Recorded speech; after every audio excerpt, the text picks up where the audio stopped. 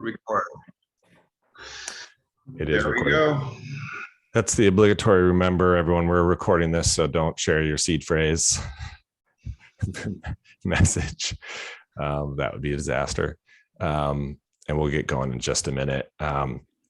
Hopefully our amazing audio video editors will cut out this first bit. Apologies, y'all. Let me just check Discord to make sure everybody can get in okay. Okay. This is going to be my first presentation on Zoom. Yay. First time for everything. Yeah. All right. Let me just shut down a couple things so I've got maximum bandwidth.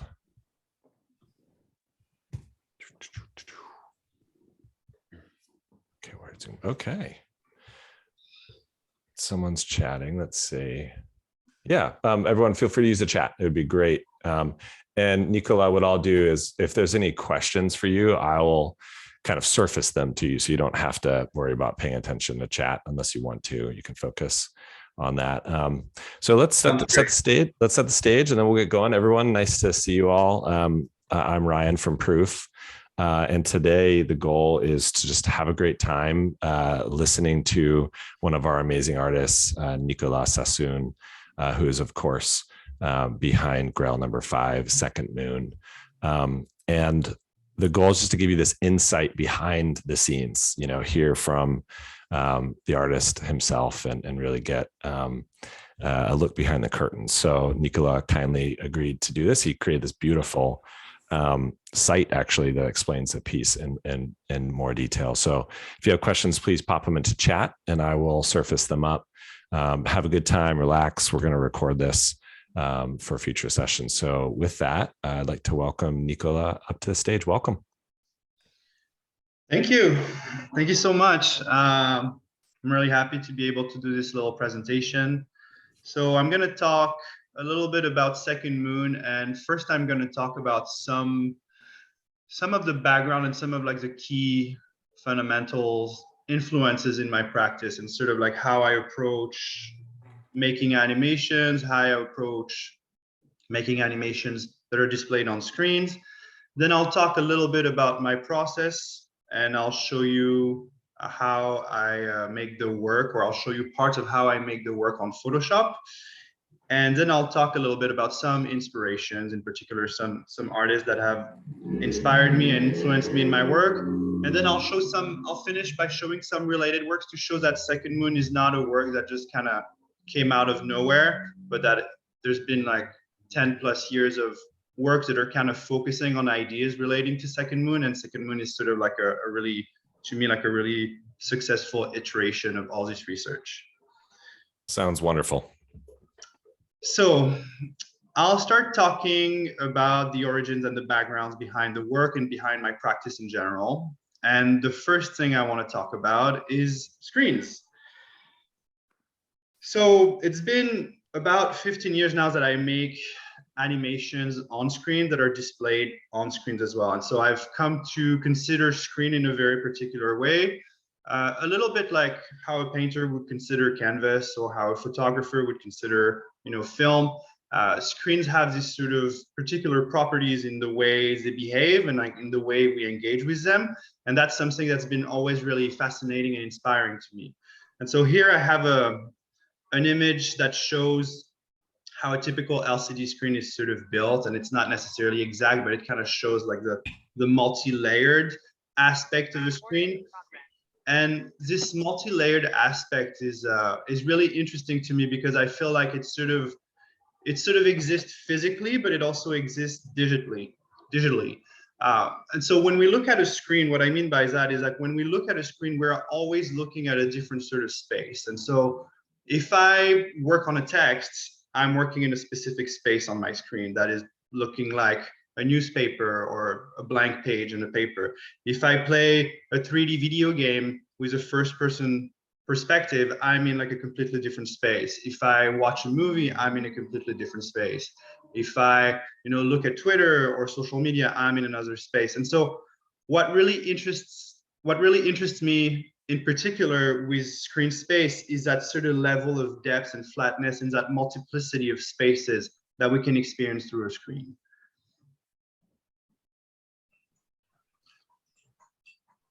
another thing that really interests me about screen space is that it's a space of projection. And so I was talking earlier about how we have like all these different spaces, whether we work on a text document or we play a video game, and how we project ourselves into these spaces.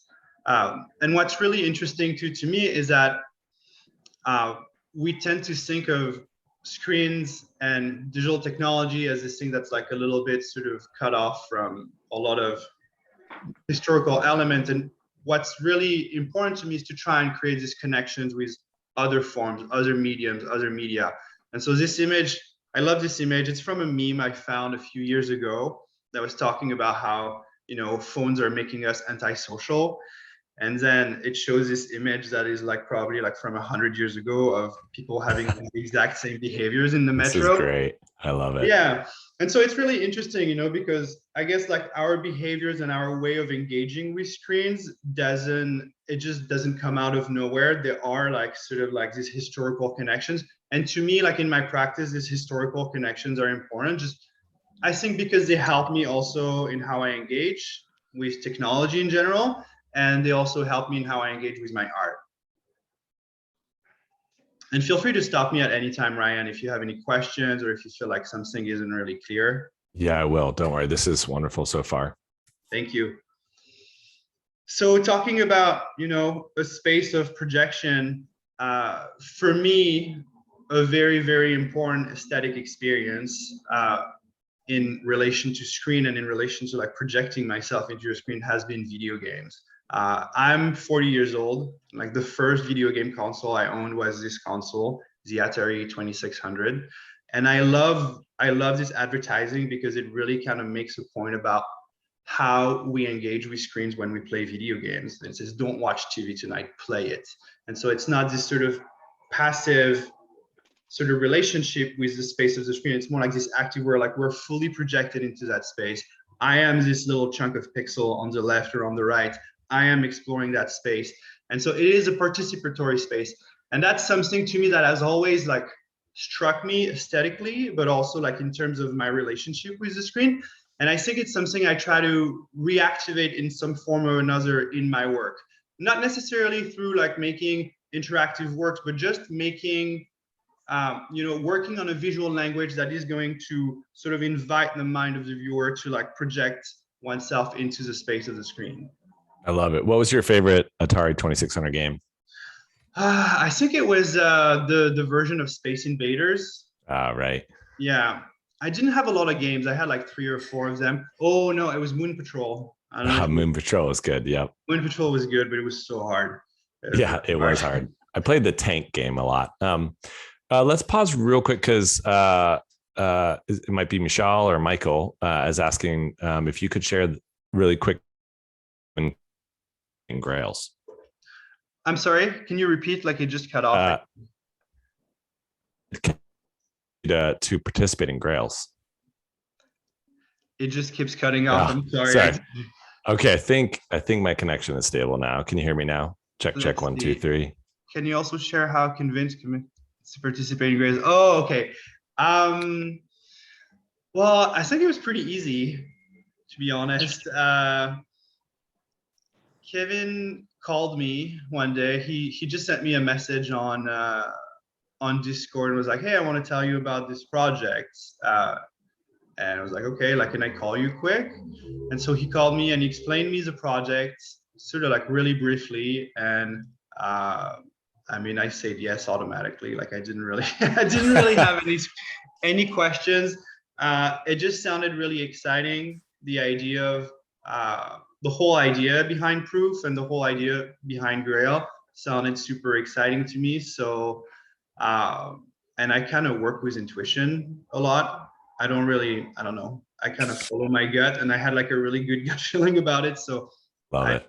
I just went for it. So it was very, very, very simple. Cool. Thank you. I'll keep us. It literally like probably took like less than 5 minutes. It was like I'm in. Very, very quick. Yes. I love it. Hey, and everyone who's listening, if you all could mute yourselves just in case so we don't have any feedback, appreciate it. Back to you. Go ahead. All right, so another aspect of screens that is really important in my work is the pixels. And what I think is really interesting about pixel is that they are this sort of one-one relationship between the screen as a physical device and the screen as a digital display. And so it doesn't matter which screen we're looking at today, whether it's like a phone or a flat screen or a TV screen, it's always going to be a grid of pixel. And this grid of pixel in and of itself is going to be a certain resolution. Like my screen, for example, is 1920 pixel by 1080 pixel. And that's going to be the physical resolution of the screen and the digital resolution of the screen. And so there's like this sort of connection between the physical and the digital here that's really interesting. And what's also really interesting is when we think of a pixel, we kind of think of it as this sort of like perfect little white square or colored square. And actually a pixel is an optical illusion. And this image kind of shows it a sort of like really, really close-up view of how a pixel is actually made and how it actually displays on the screen. And it's actually 3 little diodes. So sometimes they're vertical, like on this image, sometimes they're different when you look at like older LCD screens. But what's really interesting about this is that when we look at screens, we're looking at an optical illusion. And like this idea of like a pixel being this perfect little square is actually, is not true. And it's more like how our eyes are sort of interpreting this information of light and color. So a question about that, is that still the case with modern screens today? Absolutely. Wow. Absolutely. And so it wasn't so much, I mean, it was sort of the case with like CRT screens, but CRT screens also had like other aspects to them. Yeah. It is very, very much the case about flat screens and like any screen from like an iPhone to, like a TV. Hey, Nicolas, since you are the host, you can do this, but I can't. Could you just go down the participant list and mute the folks that are not muted? Do you know how to do that? Let me see. You just kind of mouse over them. Mute all, and then can I unmute you? Let me see. Yep. Yeah. Mute all. That's fine. Okay. Perfect. Thank you. All right. There we go. So yeah, I'm gonna keep talking a little bit about some of this background, and then I'll get really into like the work itself in particular. But to me, like all these elements are very important because they play a huge role in my work, and it's something we'll see when we look at Second Moon, the piece I did for Grail afterwards. And another aspect of pixel that I really want to talk about is pixel patterns. And so this image is an image of one of the first versions of Photoshop. It's the software I use, and I think a lot of us are familiar with Photoshop as it become like this sort of ubiquitous digital image software. And what's really interesting about this image is you can see here on the bottom left this sort of grayscale, or like these different shades of gray. Sorry, one more time. Hey, Nooch, can you mute yourself, please? Let's see. God, I'm sorry. Okay, done. We're good. Okay. And yeah, that's something that's quite important in the history of early computer graphics, and still in the history of computer graphics today, because these little pixelated patterns that we see on this image were sort of like a practical solution at the time to try and display complex images with like a lot of visual information. But at the time, computers were not powerful enough to display an image with like, let's say like even 16 colors or 256 colors. That came little by little. At the time, it was just like 2 colors, black and white.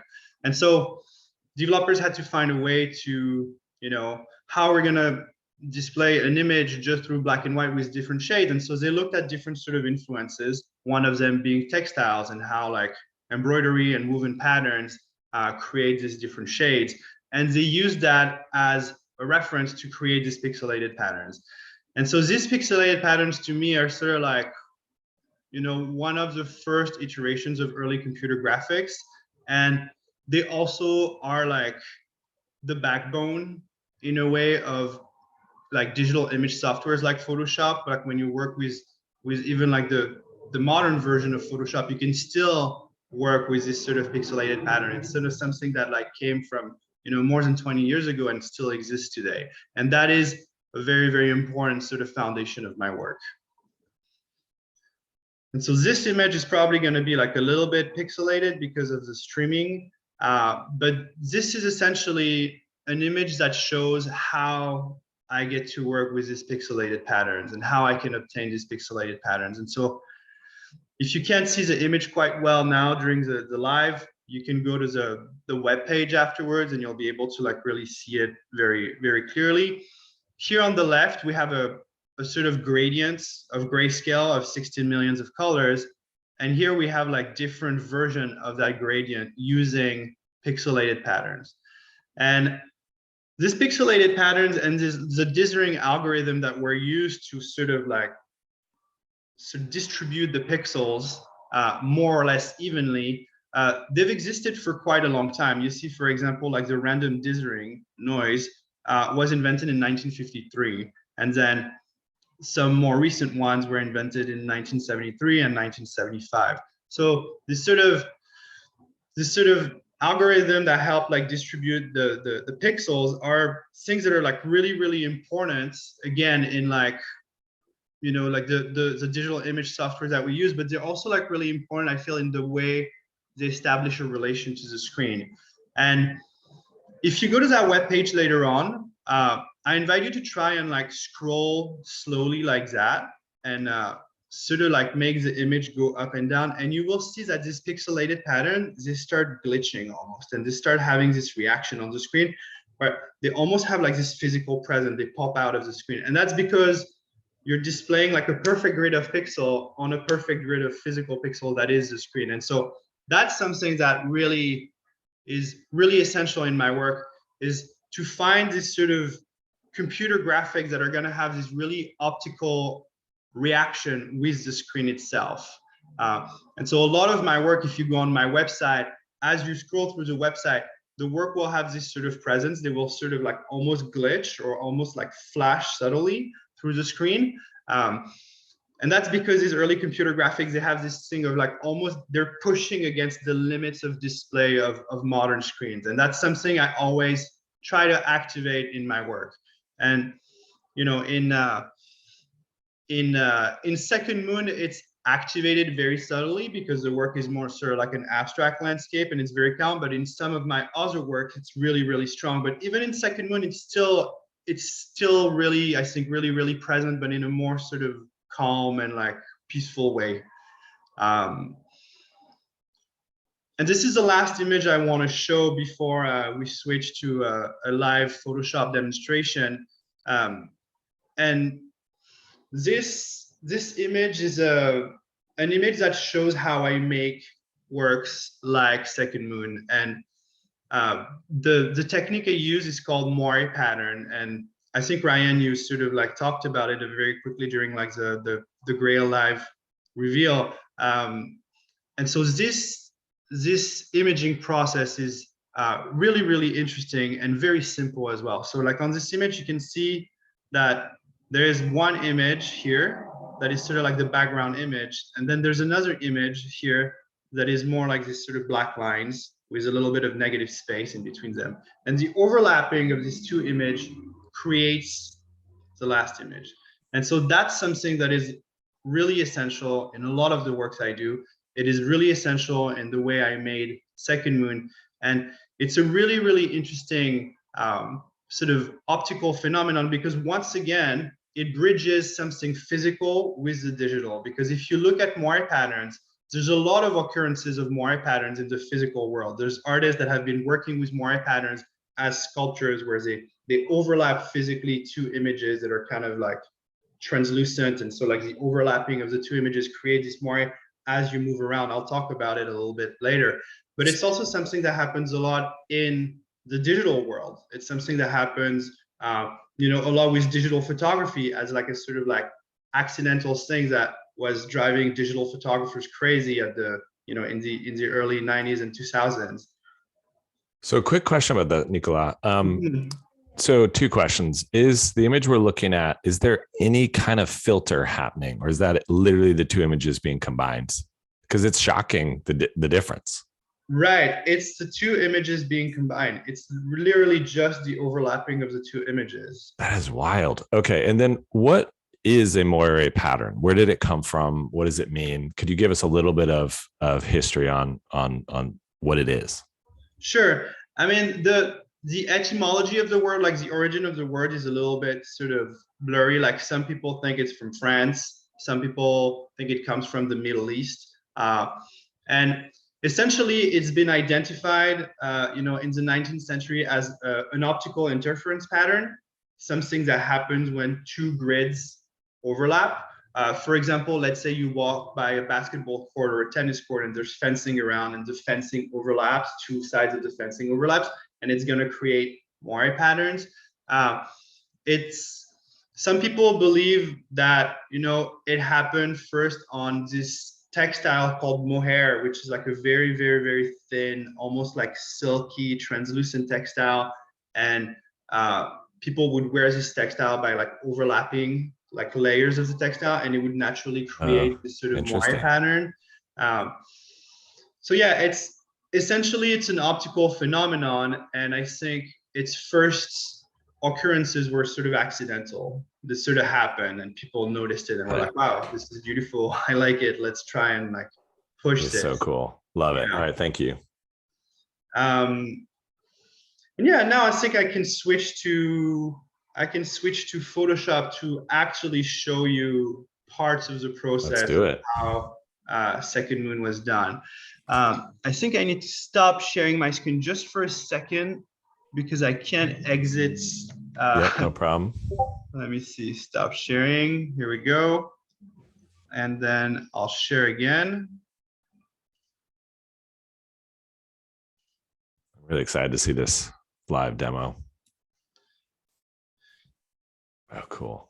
All right. Is it sharing my whole screen or is it sharing? Just Photoshop. Just Photoshop. Okay. Let me do this again. There we go. Oh yeah. Now we can see the whole thing. Cool. Now you can see the whole thing. All right. So I'm gonna show you sort of like the end part of the process of how I made Second Moon, and then I'll show you the very early parts of the process, just to kind of give you an idea. Because if I showed you all the process, it would take forever and it wouldn't be very exciting, to be honest. Okay, got it. Essentially, like the image I was showing earlier, Second Moon is really made of two images in the end. So here we have the background image, and you can see here in my layers, I have an image called background, an image called foreground. And so this is the background image. I'm going to zoom in a little bit just so you can see the detail. And as you can see, it's just like streaks of really crisp, hard-edge pixels. And that's all there is to it. And so here in the blue, we have like 6 shades of blue, like 1, 2, 3, 4, 5, 6. And then here, the moon parts, we have different shades of blue and different shades of green. But essentially, the image is sort of like this. And you handmade this layer. Absolutely. Wow, that must be time consuming. So when I hand make this sort of layer, I start with a section like this, for example, where I just make horizontal lines and I make like the 6 shades across the whole width of the document, and then I just copy paste it, and then I've created a grid, and then when I have that grid, I start stretching it and distorting it to obtain what I want to obtain. So it's time consuming at first, but I've been working on this process for like almost 12 years now. So I have this whole sort of database of backgrounds and foregrounds that are already made, and I kind of work directly from them. Got it. And then the resolution you chose to end up at here, one of the height of one of those lines, what is that? You mean like one of these? Yep. Okay. The one of the height of one of these lines here? Yeah. It's yeah. 1 pixel. Wow, 1 pixel. Okay. Yeah, it's 1 pixel. We're zoomed in at like 3,200% into the document right now. Got it. So you decided that the pixel is your atomic unit. Exactly. Yes. Absolutely. Got it. Cool. All right. Yeah, that's a really great way to put it. It is definitely like the sort of like unit of measure and like the cellular unit in my work. And so that's the background. And I'll show you the foreground really quickly separately. And you see the foreground image for second moon is very, very simple. It's just like this thick black lines. And as you can see, there's negative space in between these black lines. And that space here is just 1 pixel as well. Oh, wow. Just how one cool. pixel. Yeah. All right. And the width of this is just a artistic, or the height of each of those is just your artistic choice. The height of these black lines. Yep. Mm-hmm. It definitely is to create the Moire pattern effects. And then once the Moire pattern effect happens, I start stretching and distorting both this background and foreground to try and obtain what I want to obtain. But I sort of have to follow certain rules that correspond to how Moire patterns works. But I mean, it wouldn't be super interesting to explain these rules because they're just sort of, for me, they're very intuitive, and they're also like just very optical. It's like, oh, like this works better than this. There's something like very arbitrary. Oh, cool. All right. But what's interesting is that when I overlap both images, so here we have the background and now I overlap the foreground, well, the Moire patterns appear. And so like you'll see, I'll move. Whoa. Oh my God, that is wild.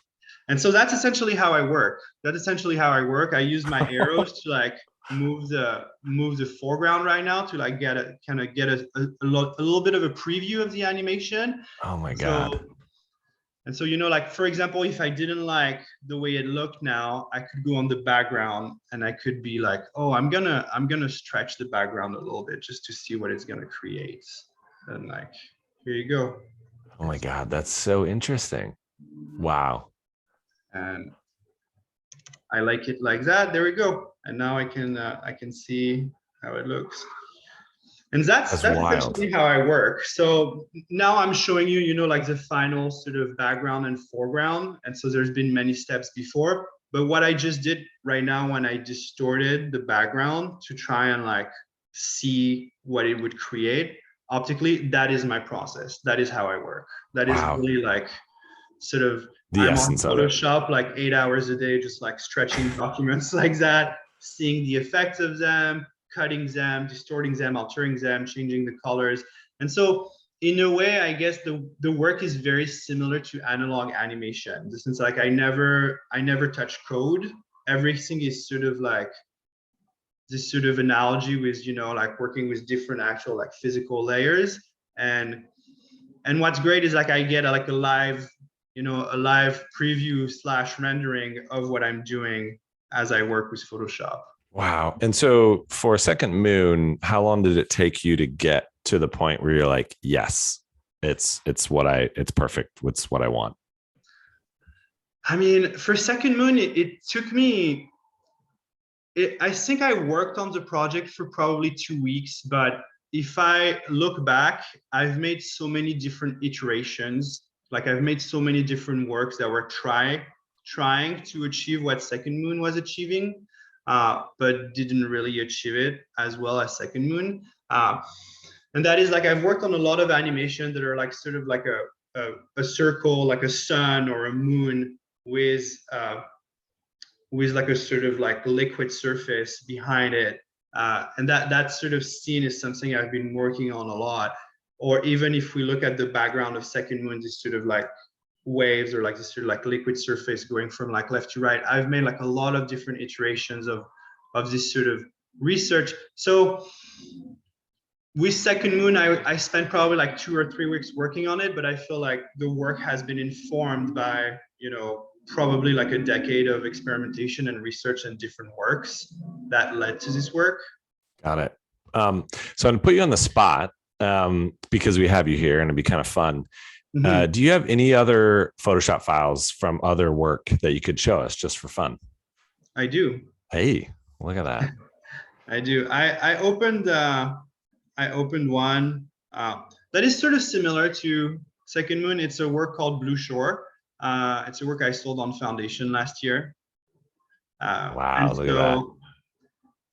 There you go. So that's wild.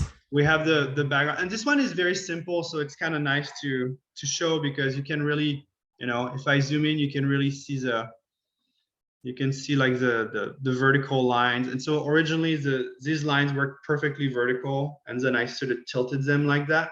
And then the foreground is very similar to the one I used for Second Moon. And then once I overlap both, it sort of looked like these rolling waves. And I'll animate it right now. There we go.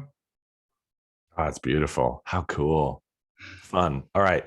I do want to be conscious of time, and we are setting up proof, and there's some logistical things going on with Zoom, and it may cut us off at 45 minutes. So I want to make sure we don't get cut off. So I think we have 10 more minutes. So let's plan to that. So, I mean, I think that was pretty much it in terms of what I wanted to show in the process. And, you know, if there's any questions later on, I'm happy to try and expand on it on like the proof Discord and try to like send screenshots, et cetera, like get like a more detailed sort of like answers on like the process. But essentially that was it. And now what I want to talk about a little bit is sort of like the inspirations and the reference point that have been like informing my practice in general, but like more specifically also like a work like Second Moon. And the first inspiration I want to talk about is the work of Stena and Woody Vasulkas, who are an experimental video artist couple from the US. They're considered to be like very important pioneers of video art. And here the image I'm showing you is a still image from a video work called Noise Fields that was created in 1974. And what's really, really beautiful and interesting about the work of the Vasulkas to me is that it almost seemed like they were trying to reach the very substance of analog video signal. And they were doing all this sort of experimentation with video noise and sort of like deconstructing the signal of the analog video, and really trying to get at the core, at the very essence of what makes video signal.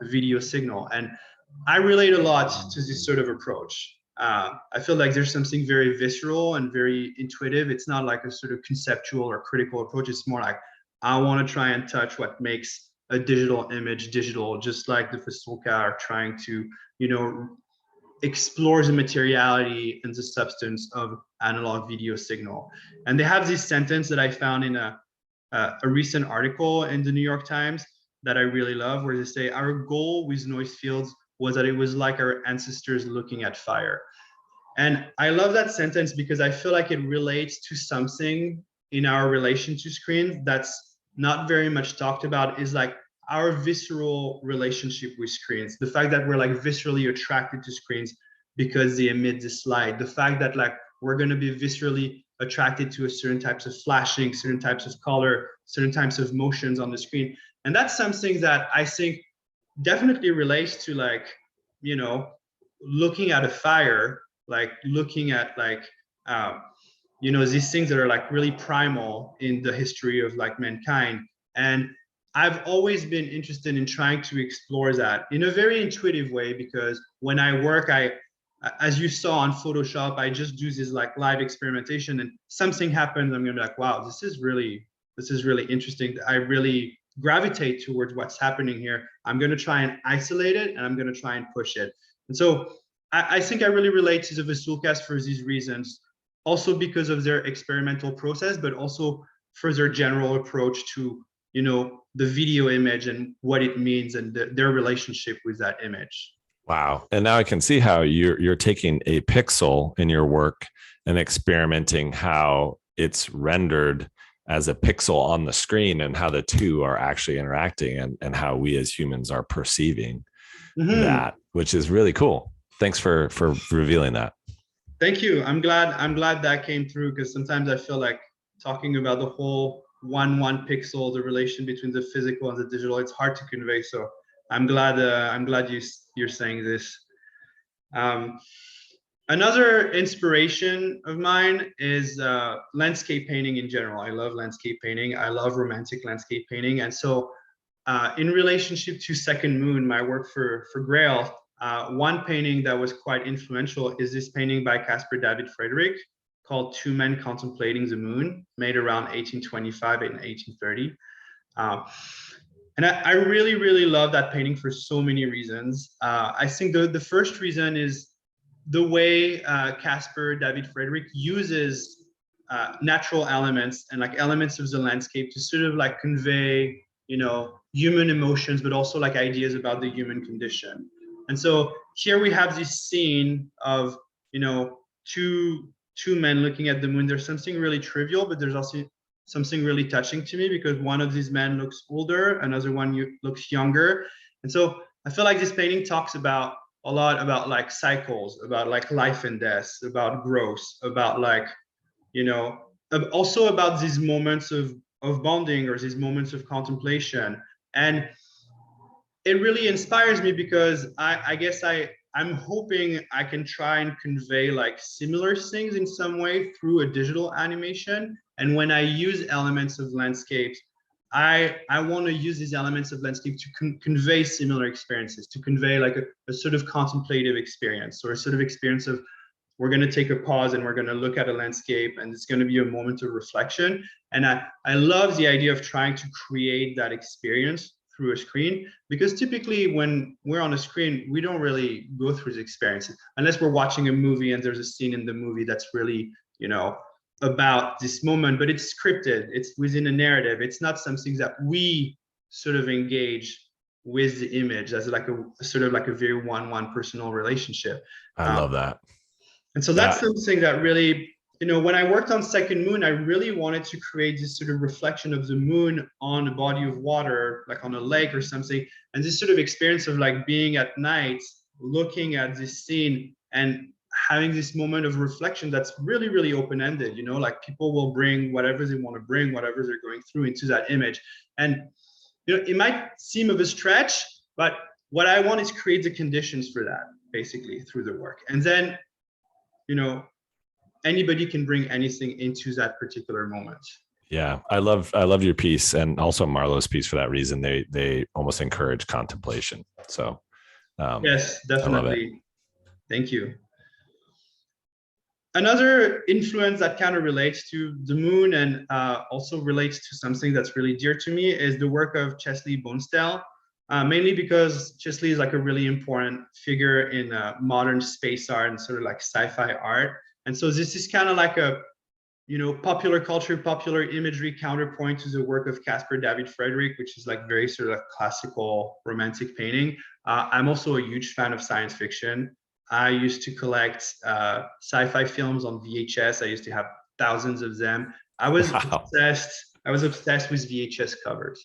And what I was obsessed with is the fact that with VHS covers and with this sort of imagery that Chesley Bonestell was making, is that how you can immediately tell a story, a very accessible story through one single image, and how you can create this image that instantly within like less than a second is going to like transport you somewhere, or is going to be like an invitation to get somewhere. And so that's something I try to activate a lot in my work.